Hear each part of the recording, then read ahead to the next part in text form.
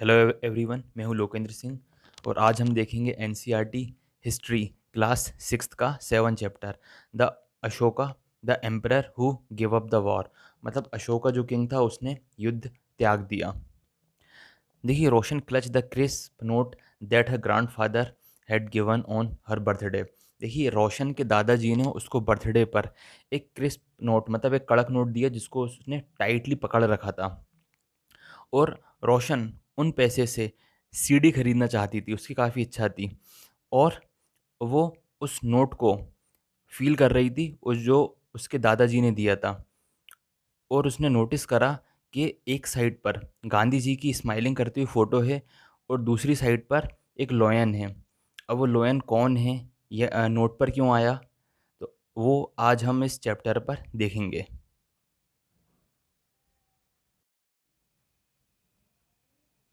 A big kingdom an empire. अब देखिए, हम काफ़ी सालों से देख रहे हैं कि लॉयन एक नोट और हमारे कॉइन्स पर बना रहता है जो काफ़ी लंबे टाइम से है। देखिए, जो लॉयन है वो मतलब जो शेर है वो एक पत्थर पर नक्काशी नक्काशी करके द्वारा बनाया गया है। और वो पत्थर अभी सारनाथ में रखा है जिसके बारे में हमने चैप्टर 6 में पढ़ चुका है ऑलरेडी। देखिए, अशोका जो है वो एक महान राजा है, महान राजा था अपनी पूरी हिस्ट्री में। और उसके इंस्क्रिप्शन और पिलर और मतलब ज़्यादातर उसके रॉक्स पर बनाए गए हैं। और का उससे पहले उसके इंस्क्रिप्शन के बारे में जानने से पहले हमें ये पता करना है कि उसके जो राज्य हैं, मतलब उसको साम्राज्य क्यों कहते थे, मतलब एम्पायर क्यों कहते थे, किंगडम कहने की जगह। मतलब राज्य ना कहकर उसको साम्राज्य कहा जाता था। तो इसके पीछे रीज़न क्या है। अब देखिए, इसके एम्पायर का जो फाउंडेशन है, जो मौर्य फाउंडेशन है, उसके अशोका के ग्रैंडफादर मतलब दादाजी ने चंद्रगुप्त मौर्य ने रखी थी लगभग 2300 ईयर्स एगो, मतलब 2300 साल पहले। चंद्रगुप्ता को सपोर्ट करा था एक अ, नाम है चाणक्य, जिन्हें हम कौटिल्य के नाम से भी जानते हैं। इन्होंने इसकी हर फाइट में चाणक्य जी ने सपोर्ट किया था। और चाणक्य के आइडियाज़ और उनके थॉट्स की एक बुक है जिसे हम अर्थशास्त्र भी कहते हैं। अभी देखिए, डायनेस्टी क्या होती है। देखिए, डायनेस्टी का मतलब होता है जब कोई एक फैमिली से दूसरी फैमिली की राजा बनता है और फिर ये डायनेस्टी मतलब पीढ़ी दर पीढ़ी चलती जाती है, तो उसे डायनेस्टीज कहते हैं।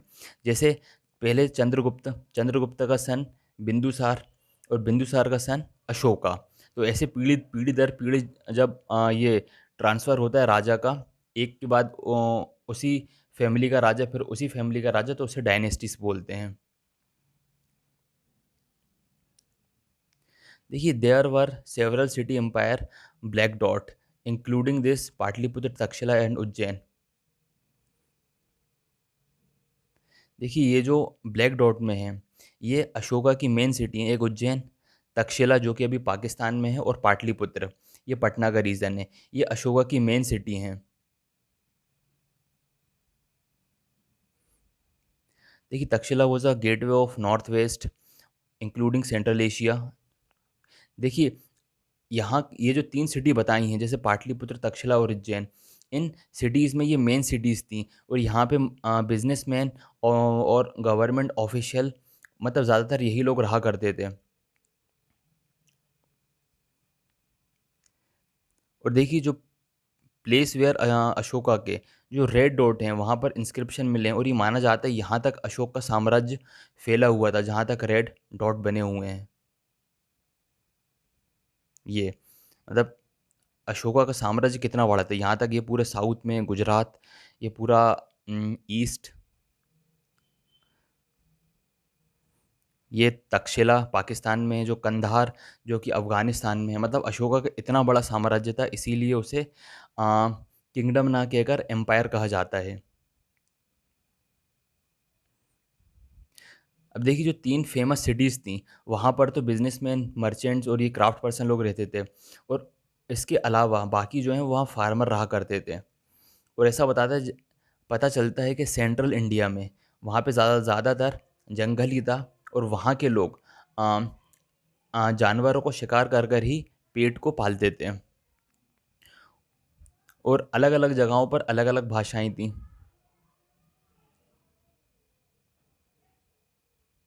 और ऐसा माना जाता है भाषा के साथ साथ उनका खाने का तरीका, पहनने का तरीका भी काफ़ी अलग था।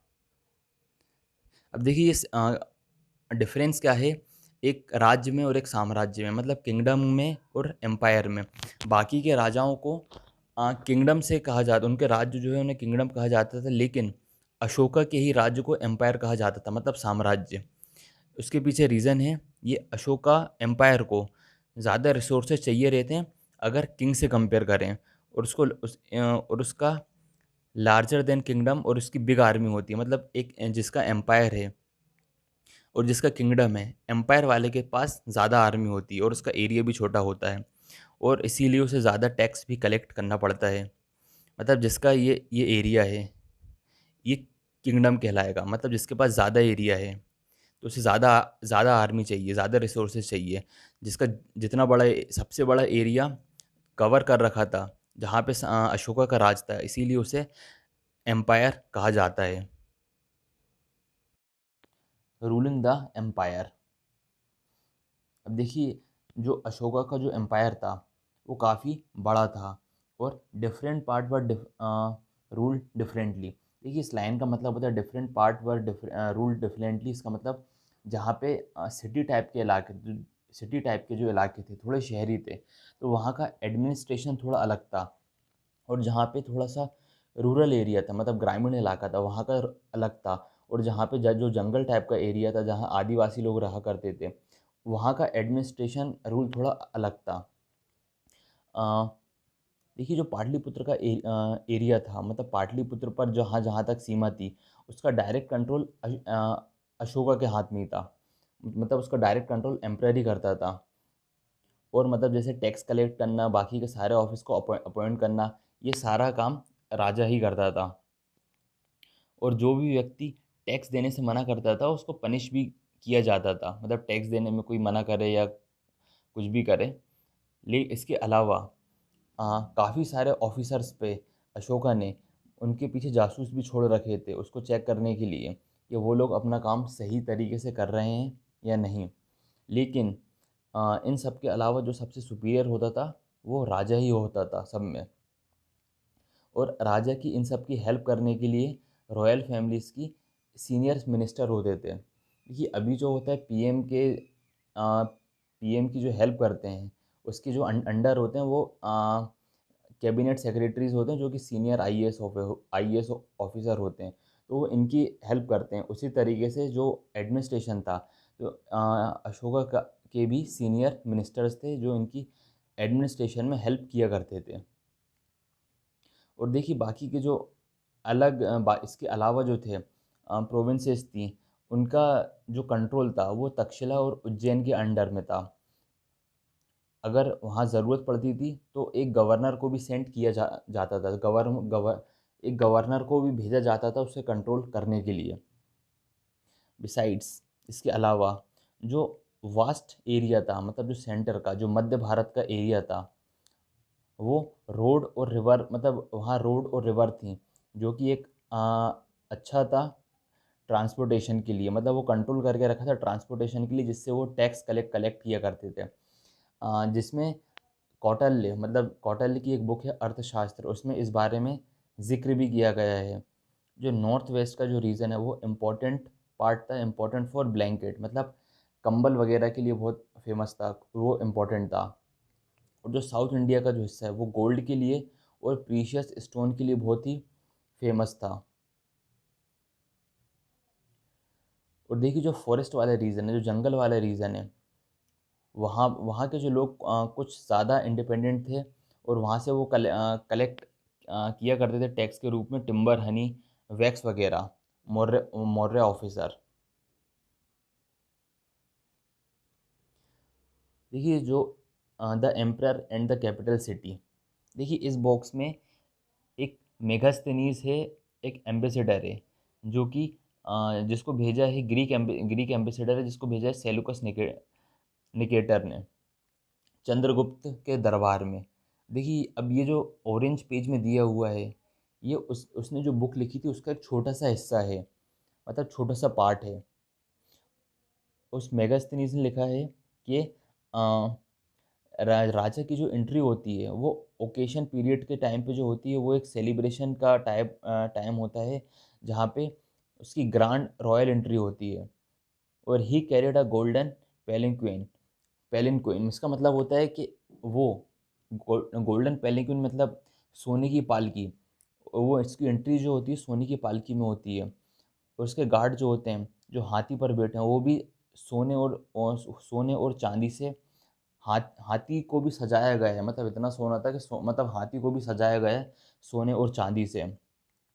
और कुछ गार्ड हैं जो ट्री कैरी किए हुए हैं और उनके आसपास बर्ड्स हैं।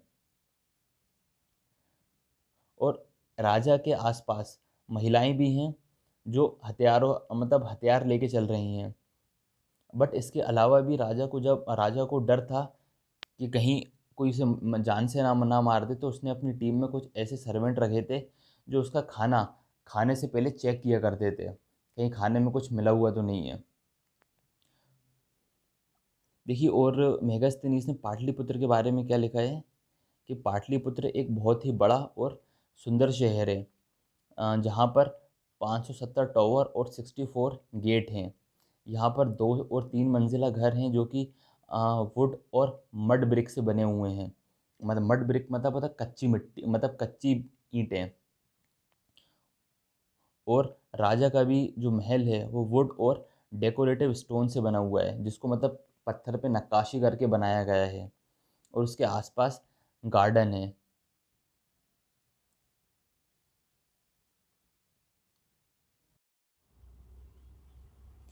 देखिए, अशोका अ यूनिक रूलर। ये अशोक अपनी मौर्य डायनेस्टी का सबसे फेमस राजा था। वो एक ऐसा पहला राजा था जिसने अपने मैसेज को मतलब लोगों तक मैसेज पहुंचाने के लिए इंस्क्रिप्शन का यूज़ करा था। अब इंस्क्रिप्शन क्या होता है? देखिए, जब किसी हार्ड सरफेस पे कोई चीज़ लिखते हैं, चाहे वो पत्थर हो, मेटल हो, लोहा हो, तो उसको इंस्क्रिप्शन कहते हैं। और अशोक के ज़्यादातर इंस्क्रिप्शन प्राकृतिक भाषा और ब्राह्मी भाषा में ही थे। अशोका का कलिंगा वार। अब देखिए, कलिंगा के बारे में क्या हुआ था। देखिए, Kalinga is a Asian name of coastal area. देखिए, ये हमारा इंडिया है। ये वाला जो एरिया है ये उड़ीसा, उड़ीसा के पास जो एरिया समुद्र से लगा हुआ है, देखिए इसी को ही कलिंगा कहते हैं। अशोका ने उसको लड़ाई में जीत लिया था, मतलब युद्ध में उसको जीत लिया था। लेकिन वो काफ़ी हॉरिबल था क्योंकि उसमें काफ़ी वायलेंस हुआ था, काफ़ी खून खराबा हुआ था। बहुत ज़्यादा बहुत ज़्यादा लड़ाई झगड़ा था उसमें। Ashoka he is the only king in the history of the world. मतलब ये एक ही ऐसा राजा था पूरी दुनिया में, हिस्ट्री में, जिसने लड़ाई को जीतने के बाद युद्ध का त्याग कर दिया था। अब युद्ध का त्याग क्यों करा था, वो इस अशोका के एक इंस्क्रिप्शन में दिया हुआ है।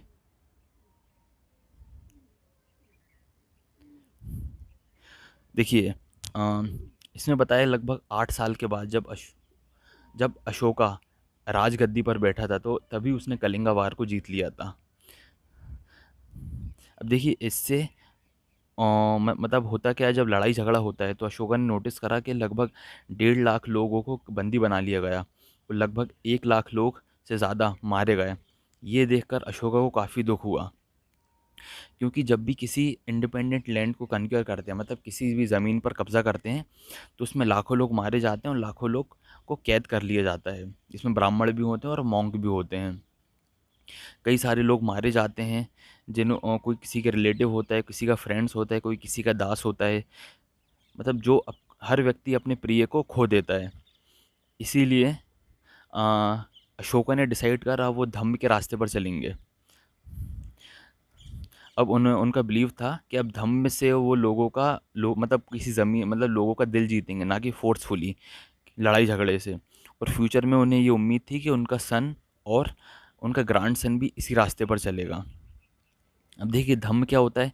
देखिए, धम्म का मतलब होता है धर्म। ये किसी धर्म मतलब कोई रिलीजन नहीं, पर्टिकुलर धर्म मतलब होता है humanity.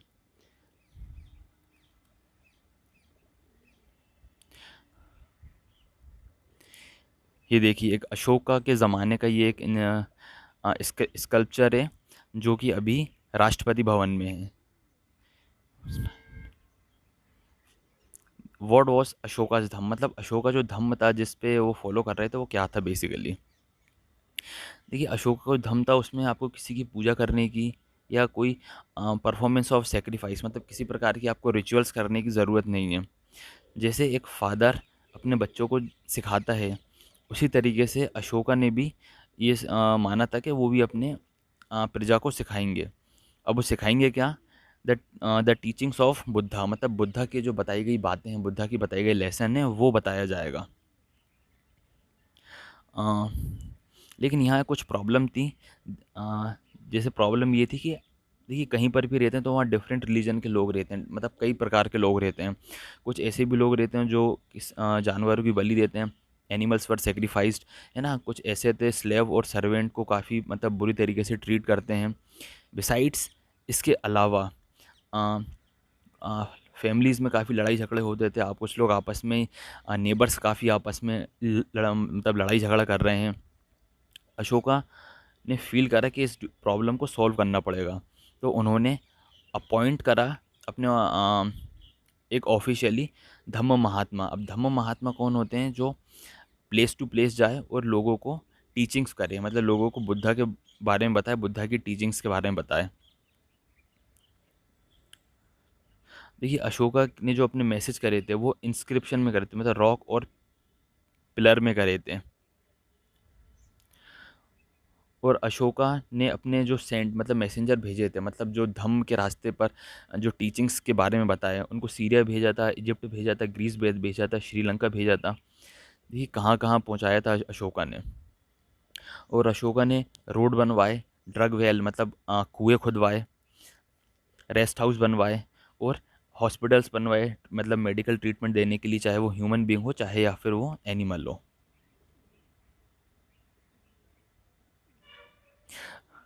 The Ashoka's message to his subject. देखिए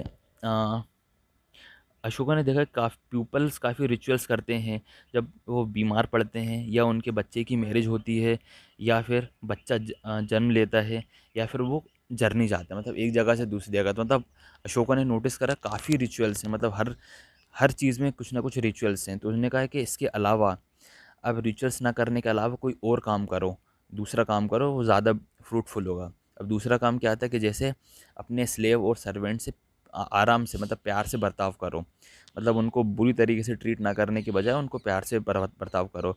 रिस्पेक्टिंग वन एल्डर, मतलब अपने हर बड़े बुजुर्गों की इज्जत करो। और ब्राह्मण और मॉन्क्स की रिस्पेक्ट रिस्पेक्ट करो, उन्हें गिफ्ट दो, है ना। और अपने रिलीजन को प्रेस करना और दूसरे रिलीजन को क्रिटिसाइज़ करना, ये दोनों गलत बात है। मतलब अपने रिलीजन को खूब तारीफ़ कर की जा रही है, और दूसरे रिलीजन को बहुत बुरा बोला जा रहा है कि यार इनके धर्म में तो ऐसा होता है, उसे ऐसा होता है। तो ये चीज़ें अशोका काफ़ी गलत हैं। मतलब हर व्यक्ति को दूसरे के रिलीजन की रिस्पेक्ट करना चाहिए। यदि कोई व्यक्ति अपने रिलीजन की तारीफ़ करता है, दूसरे की क्रिटिसाइज़ करता है, उसका मतलब होता है वो मतलब अपने आप को नुकसान पहुंचा रहा है, अपने रिलीजन को नुकसान पहुंचा रहा है। और और उसे हर और हर व्यक्ति को ट्राई करना चाहिए, दूसरों के रिलीजन को समझना चाहिए, दूसरों के रिलीजन की रिस्पेक्ट करना चाहिए। ये देखिए ये एक हिंदी का वर्ड है देवनागरी, इसमें आ लिखा हुआ है। तो आ कितने तरीके से लिखा जाता था पहले। ये अर्ली ब्राह्मी लैंग्वेज, ये बंगाली लैंग्वेज में आ ऐसे लिखा जाता है, मलयालम में आ ऐसे लिखा जाता है, और तमिल में आ ऐसे लिखा जाता है। अब ये चैप्टर कंप्लीट होता है। ऐसी चैप्टर की समरीज देखने के लिए चैनल को लाइक करें, शेयर करें, सब्सक्राइब करें।